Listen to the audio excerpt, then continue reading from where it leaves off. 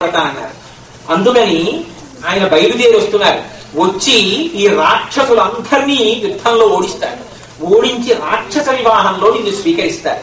అంటే ఇప్పటిదాకా లోపల ఇంద్రియములతో పోరాటము చేసి చేసి చేసి చేసి ఈ ఇంద్రియములను నేను గెలవలేను, పరమేశ్వరుడే వచ్చి గెలిపించి నన్ను తనదానిగా చేసుకోవాలని స్తోత్రం చేసినటువంటి రుక్మిణీదేవి యొక్క అనన్య శరణాగతి ఫలించి పరమాత్మ వచ్చి ఆవిడ విరోధుల్ని ఆయన ఓడించి ఆవిడని తనదానిగా చేసుకుంటున్నాడు. అందుకని ఇదిగో ఇటువంటి దూతకృత్యాన్ని చెయ్యగలిగినటువంటి వాడు గురువు. అందుకని ఆయన పేరు అగ్నిజ్యోతనుడు అని చెబితేట అమ్మవారు వెంటనే తన మెడలో ఉన్న హారాన్నో లేకపోతే ఇంట్లో ఉన్న ధనాన్నో తీసుకొచ్చి ఇవ్వలేదు అగ్నిజ్యోతనుడికి.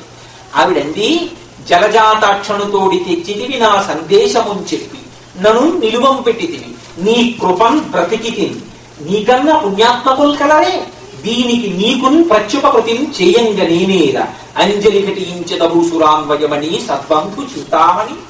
నిజంగా పద్యం ఏమి పద్యం అండి. నిజంగా ఆవిడ అంటుంది నువ్వు సద్బంధు చింతామణి, సత్తు యొక్క బంధువులకి చింతామణి అంటే. చింతామణి అంటే చింతించగానే కోరికలు తీర్చేస్తుంది. అది ఆ మణి దగ్గరికి వెళ్ళి నాకు కొత్త గ్యాస్ స్టవ్ కావాలంటే వెంటనే గ్యాస్ స్టవ్ ఇచ్చేస్తుంది అంతే. అంతేగాని మళ్ళీ ఏదో ఆర్డర్ ఫామ్ ఏదో ఇవ్వడం అలా ఏమి ఉండవు. చింతిస్తే ఇస్తుంది.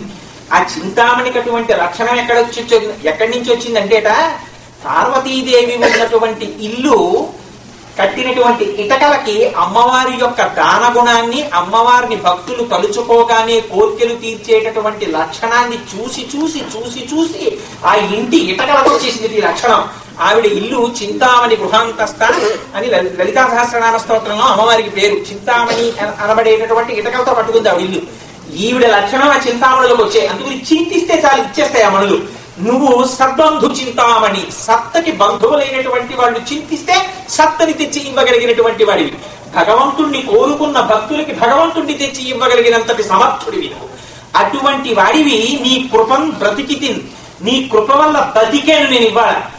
ఎన్నడు గురువు తనకి దర్శనాన్నిచ్చి గురువు భగవంతుడి గురించి 4 మాటలు చెప్పి భగవంతుడి వైపుకి తిప్పుతున్నాడో ఆనాడు భగవంతుని పాదముల వైపుకి తిరిగే వరకు ఇంతకాలం తాను బ్రతికినటువంటి బ్రతుకు కాదని చావు. ఏనాడు భగవంతుని యొక్క పాదములు తెలుసుకుంటున్నాడో, ఏ పాదములు తెలుసుకోవడానికి భక్తుని యొక్క సహచర్యము తోడైందో అది బ్రతుకు. ఎందుకని ఇంకా నువ్వు మళ్లీ చచ్చి మళ్లీ పుట్టి మళ్లీ చచ్చి మళ్లీ పుట్టవలసినటువంటి అవసరము లేని ఓడనెక్కిస్తున్నాడు ఆయన. అందుకని అటువంటి మహాపురుషుడికి నువ్వు ఏమిచ్చి రుణం తీర్చుకుంటావు, దానికి నువ్వు ఏమిటి వెలగట్టిస్తావు? యమవత్యప్త దేహాయ దక్షిణామూర్తయే నమః అంటారు శంకర భగవత్పాదాచార్యులు. గురువు అంటే అనంతముగా నిండి నివిడీకృతమైన పరమేశ్వరుణ్ణి తెచ్చివ్వగలడు. గురు బ్రహ్మ, గురు విష్ణు, గురు దేవో మహేశ్వర, గురు సాక్షాత్ పరబ్రహ్మ తస్మై శ్రీ గురవే నమః. అటువంటి గురువుకి నేను బట్టలు పెట్టాను, గురువుకి నేను అది ఇచ్చాను, గురువుకి నేను ఇది ఇచ్చానని అనకు. ఏం చేస్తావు? అంజలి ఘటించదభూసురాన్వయమని భూమి యందు సూర్యుడి. అందుకని నీకు 2 చేతులతో నమస్కరిస్తాను. ఒంటి చేత్తో నమస్కారం చెయ్యడం గురువుకి మహాపాతక హేతు. ఆ చెయ్యి కొన్ని కోట్ల మార్లు నరకవేయబడి. అటువంటి ఆత్మస్థితి కలిగినటువంటి వాడికి ఒంటి చేతితో నమస్కారం చేయడం పరమదోషం. అందుకని అంజలి ఘటించద నేర్పుతోంది రుక్మిణీది. జాగ్రత్త సుమా, గురువులకి నమస్కారం చేసేటప్పుడు ప్రణిపాతం భూమి మీద పడి నమస్కారం చెయ్యాలి. కనీసం నమస్కారం చెయ్యవలసి వస్తే 2 చేతులు ఇలా కలిపి శిరస్సుని తగిలించి నమస్కారం చెయ్యాలి. 5 జ్ఞానేంద్రియాలు, 5 కర్మేంద్రియాలు, అధిష్టానమైన బుద్ధిని 11ంటిని వారి పాదముల దగ్గర సమర్పించాలి. అందుకని అంజలి ఘటించదభూసురాన్వయమని సద్బంధు చింతామణి. నీకు నేను ఏమి ఇవ్వగలనయ్యా స్వామి? అందుకు ఇదిగో ఇలా నమస్కరిస్తాను. అందుకే ఆవిడ పొంగిపోయింది. మరునాడు బయలుదేరింది, రథం ఎక్కింది అమ్మవారు. బయలుదేరి పార్వతీ పరమేశ్వరుల యొక్క దేవాలయానికి వెళ్ళింది. వెళ్ళి నమ్మితి నామనంబున సనాతనులైన ఉమామహేశ్వరులను మిమ్మ పురాణ దంపతుల మేలు భజింతు కదమ్మ మేటి పెద్దమ్మ దయాంబురాశివి కదమ్మ హరిం పతి చేయుమమ్మ నిన్ను నమ్మిన వారికి ఎన్నటికీ నాశము లేదు కదమ్మ ఈశ్వరి అంటారు. నిజంగా ఈ పద్యం రాని వాళ్ళు ఆంధ్రదేశంలో ఎవ్వరూ. ఎందుకని అంటే ఎక్కడ చూసినా ముసలి వాళ్ళ దగ్గర నుంచి పడుచు వాళ్ళ వరకు ఈ పద్యం చెప్తారు. నమ్మితి నామనంబున సనాతనులైన ఉమామహేశులను. వాళ్ళు ఎటువంటి వాళ్ళుట? సనాతనులు. వాళ్ళకి ఆది లేదు, అంతం లేదు. వాళ్ళు ఎప్పుడూ అలాగే ఉంటారు. అందుకే శంకర భగవత్పాదులు శివానంద లహరిలో అంటారు, నిత్యాయ త్రిగుణాత్మనే పురజితే కాచాయనీ శ్రేయసే సత్యాయాజ్య కుటుంబినే మునిమన ప్రత్యక్ష చిన్మూర్తయే మాయాసృష్ట జగత్రయాయ సకలాం నాయాంత సంచారిణే సాయంతాండవ సంభ్రమాయ జటినే శీలం పతిశంభవే అంటారు. ఆయన మహానుభావుడు సనాతనులైన ఉమామహేశులం. వాళ్ళు ఒకనాడు ఉన్నవాళ్లు కారు, ఒకనాడు లేని వాళ్ళు కారు. ఈ జగత్తు ఎప్పుడు ఉత్పత్తి అయిందో అంతట ముందు నుంచి ఉన్నారు. అందుకే లలితా సహస్రం అమ్మవారి గురించి చెప్పి చెప్పి చెప్పి చెప్పి చెప్పి చెప్పి అంది పూర్వజ లలితాంబిక అంది. పూర్వ జ అన్ని పుట్టక ముందు పుట్టినదానివి. ఆవిడ పుట్టుకని చూసిన వాడు లేదు. పార్వతీ పరమేశ్వరుల యొక్క పుట్టుకని చూసిన వాడు లేదు. వాళ్ళిద్దరూ సనాతనులు. అందుకే ఎక్కడైనా వాళ్ళిద్దరికే ప్రథమ నమస్కారం. వాళ్ళిద్దరికి నమస్కరించినటువంటి చేతులు కృతజ్ఞత. వాళ్ళకి నమస్కరించి తీరాలి. రుక్మిణీదేవి అంతటి నమస్కరించి ఎంతటి వాళ్ళు ఐదోతనం కావాలనుకుంటే వివాహంలో చేసేటటువంటిది గౌరీ తపస్సు. ఆ పార్వతీదేవిని ఉద్దేశించి తపస్సు చేస్తారు. అమ్మా, నీకున్నటువంటి మాంగళ్య భాగ్యం మాకు కటాక్షించమని. అటువంటి సనాతనులైన ఉమామహేశులం. ఆ పరమశివుడు తలుచుకుంటే ఏమివ్వలేడు. పాపం నరసింహమూర్తి గారు నన్ను ప్రత్యేకం అడిగారు. ఆ పరమశివుడి వైభవాన్ని చెప్తారు. ఆయన ఏది ఇవ్వలేడు అంటే ఆయన సమస్త సృష్టి ఆయన చేతిలో ఉంది. ఆయన లీలామాత్రంగా సంకల్పం చేస్తే మహాకామేశ్వరుడిగా ఈ బ్రహ్మాండం ఆవిర్భవించేది. ఆయన మూడో కన్ను తెరిస్తే భస్మం అయిపోతాయి. మహాగ్రాస, మా అమ్మ తలుచుకుందా కిస్మిస్ పట్టు మింగినట్టు మింగేస్తుంది ఈ జగత్తు. ఆవిడ అనుగ్రహించిందా పార్వతీదేవి కటాక్షిస్తుంది. అందుకని అటువంటి స్వరూపం కాబట్టే పరమశివుని ఆరాధన చేస్తూ అంటారు, ఓం నమో భగవతే సదాశివాయ సకల తత్వ విదూరాయ సకల లోకైక కర్త్రే సకల లోకైక సంహర్త్రే సకల లోకైక సాక్షిణే సకల నిగమ గుహ్యాయ సకల లోకైక వరప్రదాయ సకల దురితార్తి భంజనాయ సకల జగత భయంకరాయ శశాంక శేఖరాయ శాశ్వత నిజావాసాయ నిరావాసాయ నిరామయాయ నిష్కళంకాయ నిష్ప్రపంచాయ నిర్ద్వంద్వాయ నిస్సంగాయ నిర్మమాయ నిర్మలాయ నిరుపమ విభవాయ నిత్య శుద్ధ బుద్ధ పరిపూర్ణ సచ్చిదానందద్వైత పరమ ప్రకాశాయ పరమశాంత ప్రకాశాయ తేజోరూపాయ తేజోధిపతయే జయ జయ జయ రుద్ర మహారుద్ర వీరభద్రావతార మహాభైరవ కాలభైరవ కల్పాంత భైరవ కపాలమాలాధర ఖడ్వాంగ ఖడ్గచర్మ మృగయ పాశు పాశంకుశ ఢమరుక మృగశూల చాపపాన గదా శక్తి బిందివాలతో వరము సొలము సుండి ముద్గర ప్రాస పరిగమట్టి శతగ్ని చక్రాబ్జాయుధ భీషణకర సహస్రదంస్త్ర కరారవదన వికటాట్టహాస విస్ఫాటిత బ్రహ్మాండ మండల నాగేంద్రహార నాగేంద్రవలయ నాగేంద్రం చర్మ ధర మృడ మృత్యుంజయ త్రయంబక త్రిపురాంతక విరూపాక్ష విశ్వేశ్వర వృషభ వాహన విషవిభూషణ సర్వతోముఖ మాం రక్ష రక్ష జ్వల జ్వల ప్రజ్వల ప్రజ్వల మహామృత్యు మహమృత్యు భయం నాశయ నాశయ రోగ భయముచ్ఛాదయోచ్ఛాదయ విషసర్ప భయం శమయ శమయ చోరాన్ మారయ మారయ నమ శత్రూనుచ్ఛాదయోచ్ఛాదయ శూలేన విదారయ విదారయ కూష్మాండ భూత భేదాల మారీకణ బ్రహ్మ రాక్షసగణ సంత్రాసయ సంత్రాసయ మాం సంజీవయ సంజీవయ నరక భయాన్ మాం ఉత్తరోత్తర శివకవచేన మామాచ్ఛాదయాచ్ఛాయ త్రయంబక త్రిపురాంతక పరమశివ నమస్తే నమస్తే నమస్తే నమః అని పిలుస్తారు. ఆయన అనుగ్రహం లేకపోతే ఏది కలుగుతుంది ప్రపంచం? అందుకని ఆవిడ అంటోని ఎంత విస్పష్టంగా చెప్తోందో చూడండి రుక్మిణీదేవి. నమ్మితి నామనంబున సనాతనులైన ఉమామహేశుల మిమ్ము పురాణ దంపతుల మీరు భజింతు కదమ్మ మీటి పెద్దమ్మ. ఆ అమ్మలగన్నయ్యమ్మ పోతనామాచ్యుల వారంతటి వారు భాగవతాన్ని తెలుగులోకి అనువాదం చేయడం ప్రారంభిస్తే అమ్మలగన్నయ్యమ్మ ముగురమ్మల మూలపుటమ్మ చాలా పెద్దమ్మ. సురారులమ్మ కడుపారడి గుచ్చినయమ్మ దుర్గ మాయమ్మ తన్ను లోనమ్మిన వేల్పుటమ్మల మనంపున గుండిడియమ్మ కృపాబ్ధినిత్యుట కవిత్వ మహత్వ పటుత్వ సంపదలు అని కోరుకున్నారు. అటువంటి అమ్మ ఆవిడ అమ్మలకి అమ్మ. సరస్వతీదేవికి లక్ష్మీదేవికి రుద్రానికి తల్లి అయినటువంటి లలితాపరాభట్టారిక స్వరూపం ఆ స్వరూపం. ఆ అమ్మ అనుగ్రహం లేకపోతే ఏది నిలబడుతుంది? ఆ తల్లి అనుగ్రహం లేకపోతే ఐశ్వర్యం నిలబడదు. ఆ తల్లి అనుగ్రహం లేకపోతే పాండిత్యం నిలబడదు. ఆ పార్వతీ పరమేశ్వరుడు అనుగ్రహం లేనినాడు జ్ఞానము కూడా పూర్ణస్థితిని పొందదు. అందుకని మన అందరికీ జాతికి భిక్ష పెట్టి చెప్తోంది ఆవిడ. పార్వతీ పరమేశ్వరుల యొక్క పాదములను ఆశ్రయించడం, ప్రయత్నపూర్వకంగా వాళ్ళకి నమస్కరించడం నేర్చుకో. వాళ్ళని పక్కన పెట్టడం గొప్పతనం కాదు, దానివల్ల భ్రష్టుడమయ్యేది నువ్వే అని అమ్మవారు నిస్సందేహంగా ఇవాళ చెప్తోంది. అందుకని నమ్మితి నామనంబున సనాతనులైన ఉమామహేశులను నిమ్ము పురాణ దంపతుల మీరు భజింతు కదమ్మ, నీటి పెద్దమ్మ దయాంబురాశివి కదమ్మ, హరిం పతి చేయుమమ్మ, నిన్ను నమ్మిన వారికి అన్నటికీ నాశము లేదు కదమ్మా. ఈశ్వరి అమ్మా, నిన్ను నమ్మిన వాళ్ళకి నాశనమా? నిన్ను నమ్ముకున్న వాళ్ళకి నాశనం లేదమ్మా. పరమశివుడు మూడో కన్ను తెరిస్తే దగ్ధమైపోయినటువంటి మన్మధుడికి మళ్ళీ పుట్టకనిచ్చావమ్మా. నువ్వు ఏమి చెయ్యలేవు కనుక. శంకర భగవత్పాదులు సౌందర్యలహరిలో అంటారు, హిమానీహంతవ్యం హిమగిరి నివాసైకరసికౌ నిశాయాం నిద్రాణం నిశచలమ భాగే చ విశదౌ అని పరం లక్ష్మీ పాత్రం శ్రీయవతి సృజంతౌ సమయినాం సరోజం తత్పాదౌ జనని జయ కశ్చిత్రమేకిం అంటారు. అందులో అమ్మా, నీ పాదములకి తామర పూలతో పోలికి ఏమిటమ్మా? తామర పువ్వుల్ని పట్టుకెళ్లి హిమాలయాల్లో పెడితే వాడిపోతాయి. తెల్లవారి లేస్తే హిమాలయ పర్వతపు సానువుల మీద నడిచేటటువంటి తల్లి గుర్తు.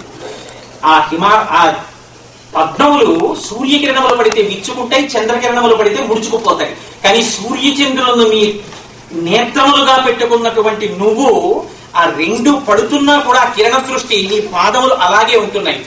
నీ పాదములతో పోల్చబడినటువంటి పద్మములు లక్ష్మీదేవికి నివాస స్థానములై ఉన్నాయి.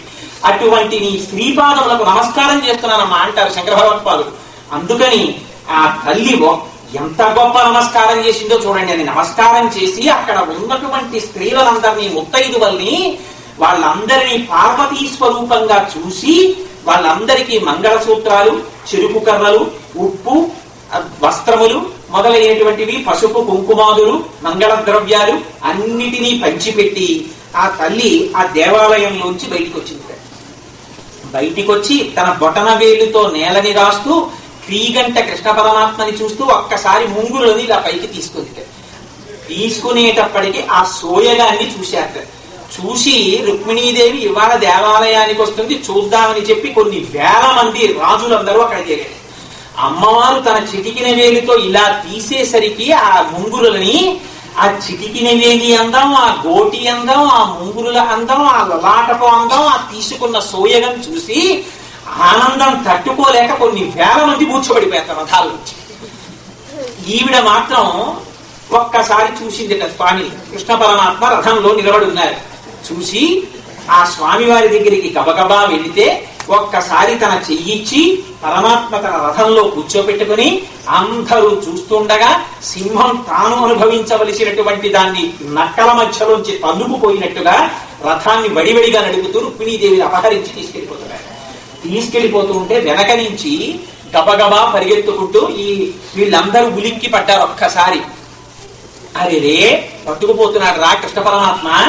ఆ రుక్మిణీదేవిని పెళ్లి చేసుకోవాలని పాపం శిశుపాలుని పెళ్లి కొడుకును కూడా చేసేసాం, వాడు బుగ్గను చుక్కట్టేసుకుని సిద్ధంగా కూర్చున్నాడని వీళ్ళందరూ రథాలు వేసుకుని కృష్ణ పరమాత్మని వెంబడించి బాణాలు వేస్తున్నారు. వేస్తుంటే రుక్మిణీదేవి కొత్తగా వివాహం చేసుకోవలసినటువంటి నవవధువు. అందుకని అయ్యో ఈ సమయంలో ఇంత యుద్ధం వచ్చిందని బెంగబెట్టుకుని అమ్మవారు ఒక్కసారి కృష్ణ పరమాత్మ వంక చూసింది. చూస్తే ఆయన చెప్పారట, బెంగబెట్టుకోకు రుక్మిణి, వచ్చెదరదే ఎదు సైన్యము చొచ్చెదరది సైన్యమెల్ల వైరుల పలచని నొచ్చెదరును విచ్చెదరును చచ్చెదరును నేడు చూడు జలజాతాక్షి అన్నట్ట. బెంగబెట్టుకోకు రుక్మిణి, అదిగో మా అన్నగారు బలరాముడు ఆ యాదవ సైన్యాన్ని తీసుకుని వచ్చేశారు. నా అప్రతిహతమైనటువంటి బాణ పరంపర చేత చీకాకు కల్పించి శత్రు సైన్యాన్ని చెండాడతా, అందరినీ సంహరిస్తాను, నిన్ను నాదానిగా స్వీకరిస్తాను, నువ్వు బెంగబెట్టుకోకన్నారు అని ఆ రథంలో వెళ్ళిపోతూ వచ్చినటువంటి శత్రువులందరినీ ఓడించారు. శిశుపాలుడు, జరాసంధుడు అందరూ ఓడిపోయి వెనక్కి వెళ్ళిపోయారు. వెళ్ళిపోతే పాపం ఆ శిశుపాలుడు ఏడుస్తున్నాడు.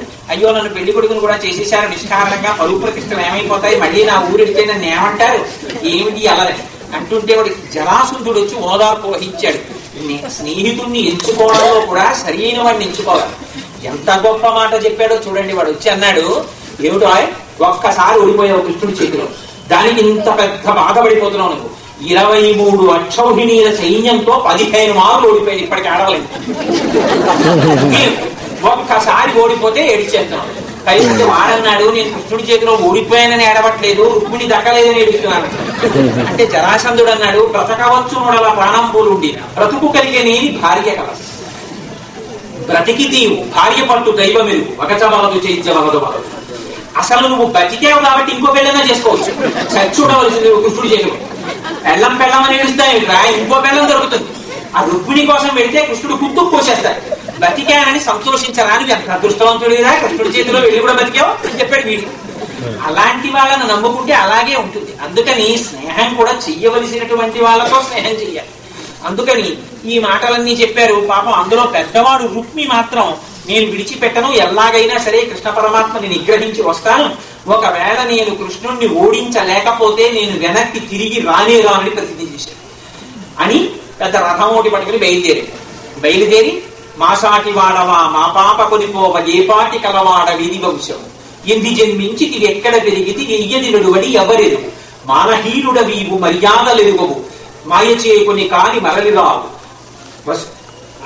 వసుధేశుడవు కావు వావిలేవు కొమ్మ నిమ్ము నీవు గుణరహిత ఉండవు విడువవేని విలయకాల శిఖి శిఖ సమాన సిత శిలీముఖంబుల గర్వమెల్ల కొందు కలహవందు.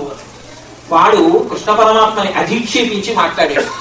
మా సాటి వాడవా మా పాప కొనిపోవ ఏపాటి కలవాడ విధి వంశం ఎందు జన్మించింది ఎక్కడ పెరిగిదివి ఎయ్యది నడుబడి ఎవ్వరు మా పొలం వాడివా, మా అమ్మాయి కావలసి వచ్చిందా, నువ్వు ఎక్కడ పుట్టావు, ఎక్కడ పెరిగావు, అసలు నీ కులమే, నీ వంశమే, నీ తల్లిదండ్రులు ఎవరు ఏమీ తెలియదా, నువ్వేమో అరణ్యాల్లో ఆవుల్ని దూడల్ని కాసుకునేటటువంటి గొల్ల పిల్లాడివే, నీకేమో రాసకాంత రుక్మిణీదేవి కావలసి వచ్చిందా, ఆగాదు, ఆగకపోతే నా బాడీ అయినటువంటి బాణాలతో ఇప్పుడే నిన్ను సంహరిస్తాను.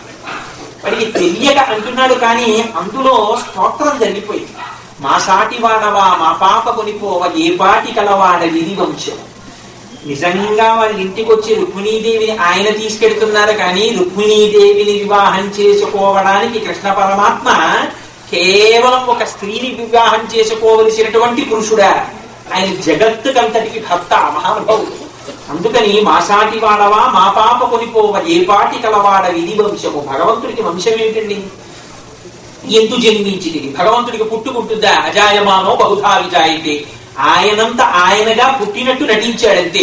అందుకని ఏది వంశము, ఎందు జన్మించితివి, ఎక్కడ పెరిగితివి, ఎయ్యది నడుబడి ఎవరెరు మనహీనుడవీవు మర్యాదలెరుగవు మాయ చేరుకుని కాని మరలిరావు నిజ రూపమున శత్రు నివహంబు పైపోవు వసుధేశుడవు కావు కాని వావి లేదు కొమ్మ నిమ్ము నీవు గుణరహితుండవు, నీకు గుణాలు లేవు, నువ్వు రుక్మిణీదేవిని విడిచిపెట్టవా.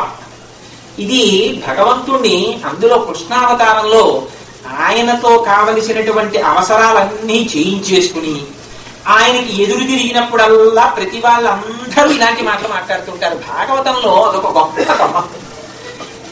బ్రహ్మగారు కృష్ణుడిని అధిక్షేపించి ప్రవర్తించిన వాడే భాగవతంలో, ఇంద్రుడు ఆయన్ని అధిక్షేపించి ప్రవర్తించిన వాడే.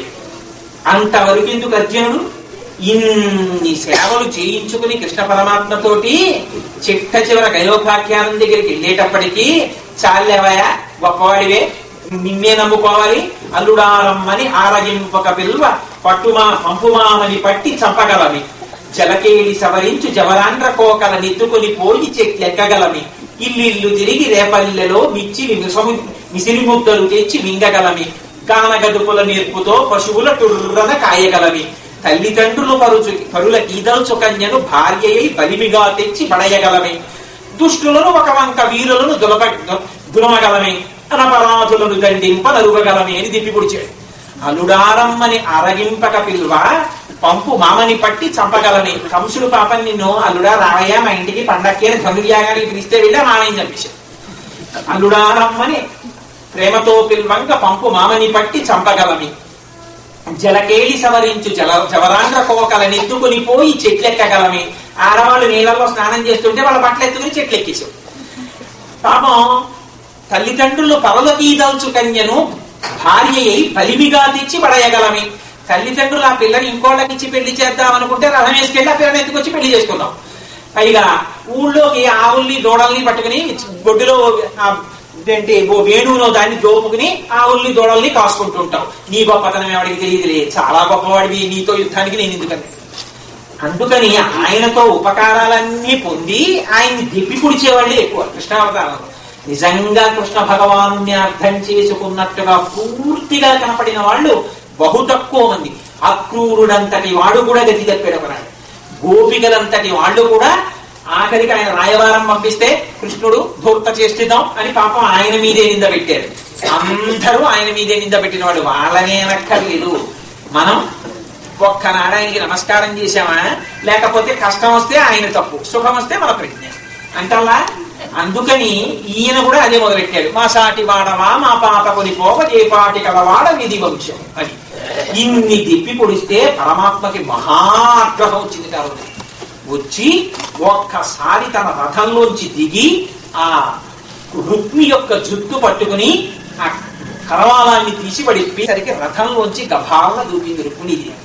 దూకి ఏ జన్మలోనైనా సరే మనుష్య శరీరాన్ని పొందినంత మాత్రం చేత ఆ అమ్మవారికి ఉన్నటువంటి వాత్సల్యం అటువంటిది అని డగ్గుత్తికతో మహాభయముతో ఆకంపితాంగంబుతో వినతశ్రాంత ముఖంబుతో సుజలత్వేణి కలాపంబుతో కనుతో ఇంజడి కొన్న భాష్పములతో కాంతాలలామంబు మ్రొక్కిన రుక్మిణి తెగవేయబోకబడిసని కృష్ణుండు ఓచిష్ణుడై.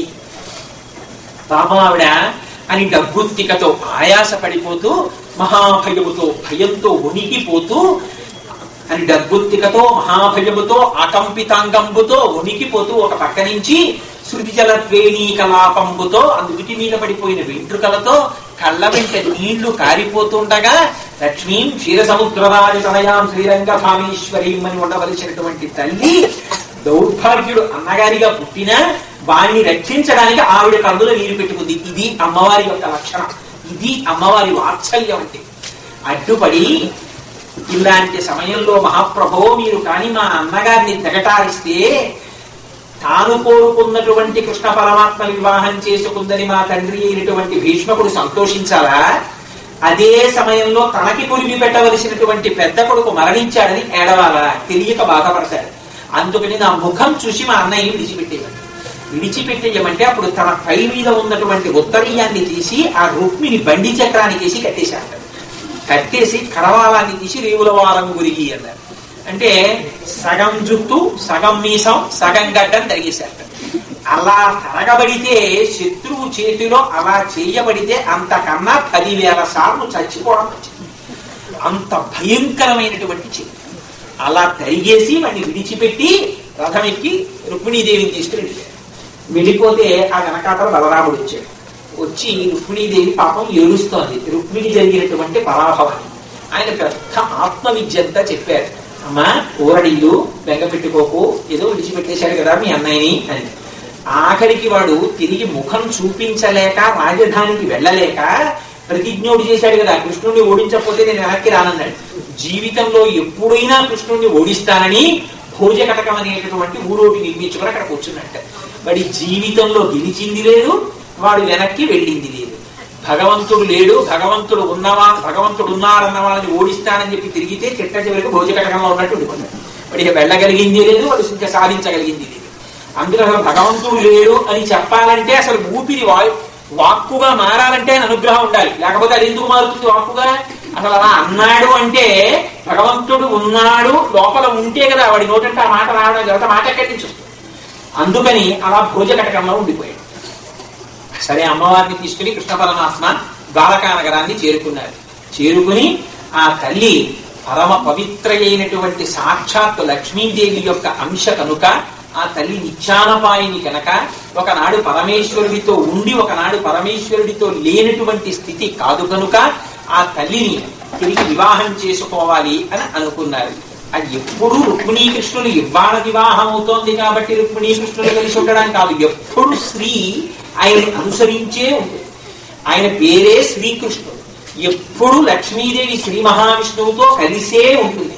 వాళ్ళిద్దరూ అసలు విడివనడం అన్నదే జరగదు. కానీ ఆ రోజున ధ్రువ కీర్తిని హరి పెండియాని నిజ చేతోహారిణి మానవైభవ గాంభీర్య విహారిణి సకల సంపత్కారిణి పుణ్యచారిణి సాధుబాంధవ సత్కారిణి మహాదారిద్ర్య సంహారిణి ఘనభూషాన్వితు అని ఆ అమ్మవారిని ఆ సువిభూషాంబరధారిణి గుణవతి చూడామణి రుక్మిణి ఆ తల్లి సకల సంపత్తిని తనని నమ్ముకున్నటువంటి వాళ్ళకి ఐశ్వర్యాన్ని, తన పాదములు పట్టుకున్న వాళ్ళకి జ్ఞానాన్ని ఇచ్చేటటువంటిది, బంధువులందరినీ ఆదరించేటటువంటిది, సకల సంపత్తికి ఆధారభూతమైనది, పరమేశ్వరుడి నుంచి విడివడి ఉండనిది, మహాపతివ్రత అయినటువంటిది. అటువంటి రుక్మిణీదేవిని కృష్ణ పరమాత్మ వివాహం చేసుకున్నారట. ద్వారకా నగరంలో రుక్మిణీ కృష్ణుల యొక్క వివాహాన్ని దర్శనం చేశారు ఆ ఊళ్ళో ఉన్న వాళ్ళు. వివాహం చేస్తే చిట్ట చివర పోతన గారు అన్నారు, అనఘ ఆదిలక్ష్మి అయిన రుక్మిణితోడ చిట్ట చివర చెప్పేశారు రహస్యాన్ని పోతన గారు. అనఘ ఆదిలక్ష్మి అయిన రుక్మిణితోడ క్రీడ సల్పుచున్న కృష్ణు చూచి పట్టణంబులోని ప్రజలుల్లసింగిరి ప్రీతులగుచు ముక్త భీతులగుచు అన్నారు. ఆ కృష్ణ పరమాత్మతో కలిసి సంతోషంగా ఉన్నటువంటి రుక్మిణీదేవిని, ఆ రుక్మిణీ కృష్ణుల్ని ఇద్దరిని దర్శనం చేసినటువంటి ఆ ఊరిలోని ప్రజలు పరమ ఆనందంగా ఆ రోజు నుంచి ప్రీతులగుచు ముక్త భీతులగుచు, వాళ్ళకి భయం పోయింది. భయం ఎప్పుడుంటుంది? అయ్యో ఇది జరుగుతుందో జరగదో, జరుగుతుందో జరగదో అంటే భయం. సాక్షాత్తుగా లక్ష్మీనారాయణులు ఇద్దరు రాజు రాణి అయి ఆ రాజ్యాన్ని పరిపాలిస్తుంటే ఆ రాజ్యంలో ఉన్న వాళ్ళకి లోట. నీలమేఘశ్యామ నీవి తండ్రివి మాకు కమలవాసిని మమ్ము కన్న తల్లి, నీ భక్తవరులంత నిజమైన బంధువులు నీ కటాక్షమే మాకనేక ధనము, నీ మీది కీర్తనల్ అఖిల ప్రపంచము నీ సహాయమే మాకు నిత్య సుఖము, నీ మంత్ర పఠనమే నిష్కళంకపు విద్య నీ పదధ్యానంబు నిత్య సుఖము, తోయజాక్ష నీ పాద తులసిదళము రోగముల ఔషధము, బ్రహ్మరుద్ర విదుత భూషణ వికాస శ్రీధర్మ పురనివాస దుష్ట సంహార నరసింహ దురిత దూర అంటారు నరసింహ శతకంలో. అలా ఆ స్వామి లక్ష్మీదేవితో కలిసి ఆ రాజ్యమునకు అధినేత అయి కూర్చుని ఉండగా ఆ పట్టణంలో ఉన్న వాళ్ళకి ఇంకా భయం ఎందుకు ఉంటుంది? అందుకని వాళ్ళందరూ అపారమైన ప్రీతి కలిగిన వాళ్ళై ఏ విధమైన భయం లేకుండా హాయిగా నిత్య కళ్యాణం పచ్చతోరణంగా ఊళ్ళో వాళ్ళందరూ సుఖ సంపత్తులతో ఉన్నారట. ఎవరెవరు తమ యొక్క హృదయములలో ఆ రుక్మిణీ కృష్ణుల్ని ఇద్దరిని ప్రతిష్ఠించుకుంటున్నారో, ఎవరు ప్రతిరోజు ఒక్కసారి నిన్ననే రుక్మిణీ కళ్యాణం జరిగింది, ఇదిగో ఇక్కడే ఉన్నారు మా స్వామి మా అమ్మ, ఇక్కడే కదా చింతామణి, ఈ చింతామణి గృహమే మనస్సు, అదే కదా సంకల్ప వికల్ప సంఘాతం, ఇందులో రుక్మిణీ కృష్ణులు ఇద్దరు కూర్చునున్నారనుకుని దర్శనం చేసి నమస్కరించేటటువంటి వాళ్ళు ఎవరున్నారో అటువంటి వారికి భీతి అన్నది లేదు. వాళ్లే ఉండి సమస్తాన్ని వాళ్లే చూసుకుంటారు. చూడవా మహానుభావుడు భాగవతంలో ఎంతమందికో ఎన్నింటినో ఆయనే చేసి ఆయనే దక్కించుకుని ఎంతమంది రాక్షసుల్లో దునుమాడి ఆఖరికి కాళీయమర్దన సమయంలో మరణించినటువంటి గోపాల బాలుని బ్రతికించి కొండ చిలవ నోట్లో విడిపోయిన వాళ్ళకి జీవం పోసి ఎంతమందిని రక్షించాడు మహానుభావుడు. అటువంటి రుక్మిణీ కృష్ణులు మన హృదయ క్షేత్రంలో సింహాసనం మీద కూర్చుని ఉండగా మనకేమి లోటు, అందుకని మనకి ఏ బెంగా ఉండదు. ఇటువంటి పరమ పవిత్రమైనటువంటి రోజున, అందున మకర సంక్రమణం జరిగి ఉత్తరాయణ పుణ్యకాలం ప్రవేశించినటువంటి మొట్టమొదటి రోజుని, ఇటువంటి శుభతరుణంలో అసుర సంధ్య వేళలో నమ్మితి నామనంబున సనాతనులైన ఉమామహేశ్వరులన్న పార్వతీ పరమేశ్వర స్థవాన్ని కూడుకుని ఉన్నటువంటి రుక్మిణీ కళ్యాణ పరమ పవిత్ర ఘట్టాన్ని ఎందుకు భగవంతుడు ఆయనలో ప్రవేశించి ఆ మాట అనిపించాడు నరసింహమూర్తి గారిలో. ఒక్కసారి రుక్మిణీ కళ్యాణం చెప్పవయా కోటేశ్వరరావు నా ఇంటి దగ్గర అన్నారు. అలా అని నన్ను ధన్యుణ్ణి చేశారు. ఒక్కసారి ఈ రుక్మిణీ కళ్యాణ ఘట్టాన్ని విజ్ఞాపన చేసేటటువంటి అదృష్టాన్ని నాకు కటాక్షించారు. ఇటువంటి అందులో కాలము, సమయము, కాలము, యోగ్యత, దేశము అని మూడు ఉంటాయి. ఇవి అన్ని వేళలా సమకూడదు. ఒక్కొక్కసప్పుడు మంత్రాన్ని మీరు ఇంట్లో కూర్చుని అనుష్ఠానం చేశారనుకోండి, దాని ఫలితం మీరు ఎంత చేస్తే అంత. అదే ప్రతిష్ఠ జరిగినటువంటి ఆలయంలోకి వెళ్లి కూర్చుని మంత్రం ఉపాసన చేశారనుకోండి, కొన్ని రెట్లు పడిపోతుంది. అంటే ఒక మాట చేస్తే ఏదో 100 మాటల కింద ఏదో లెక్కకెత్తి వేస్తారు లోపల పరమాత్మ లెక్కలో. అది స్వయంభూవులు ఉంటాయి. అంటే ఒకటి ప్రతిష్ఠ చేసినవి కావు. శ్రీశైలం, తిరుమల మొదలైన పుణ్యక్షేత్రాలలో కూర్చుని మంత్రాన్ని ఉపాసన చేశారనుకోండి, ఒక మాట మంత్రం చేస్తే 1,000,000 రెట్లు పడిపోతుంది. అది సమయాన్ని బట్టి, యోగ్యతని బట్టి, పాత్రతని బట్టి మారిపోతుంది. చేత్తో పుచ్చుకునేటటువంటి వాళ్ళు ఎందరో దొరుకుతారు, కానీ అందరి చేతులలో పడినటువంటివి అపార ఫలితాన్ని ఇవ్వవు. ఆ యోగ్యత అనుసరించి మారిపోతుంది. శంకరాచార్యుల వారి చేతిలో వేసింది ఎండు విసిరిక ఒక ఆవిడ. ఆయన చేతిలో పడగానే అపారమైన పుణ్యం పడిపోయింది. కనకధారాస్తవం చేస్తే ఈ బంగారు విసిరికలు కురిసేసింది. అందుకని ఆ పాత్రత దొరకాలి. పుచ్చుకునేటటువంటి వాడు కూడా పరమ భాగవతోత్తముడు దొరకాలి, సమయం దొరకాలి. అది అన్ని వేళలా మన దగ్గర ద్రవ్యం ఉంటుంది, దానం చేద్దామనిపిస్తుంది. ఒకనాడు భగవత్ కథ వినబడుతుంటుంది, విందామనిపించి వెళ్ళి వింటాడు, మంచిదే. కానీ ఒక్కొక్కసారి సమయం ఉత్కృష్టంగా ఉంటుంది. అది పరమ పవిత్రమైనటువంటి సమయం.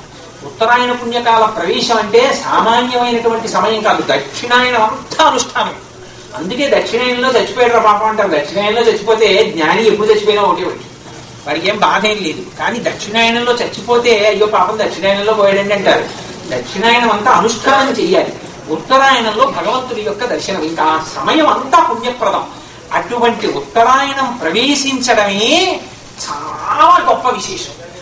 అలాంటి సమయం ఇప్పుడు పెళ్లి జరుగుతూ ఉంటుంది. పెళ్లి జరుగుతుంటే ఆ తాళి కట్టిన తర్వాత చదివింపుల టైంలో పట్టుకెళ్ళి ఇచ్చినటువంటి అందం వేరు. వాళ్ళకి 70 ఏళ్ళు వచ్చేసిన తర్వాత మీ పెళ్లికి వచ్చి నేనేమి ఇవ్వలేకపోయాని అని అప్పుడు పట్టుకెళ్ళి ఇచ్చిన దానికి తేడా లేదండి.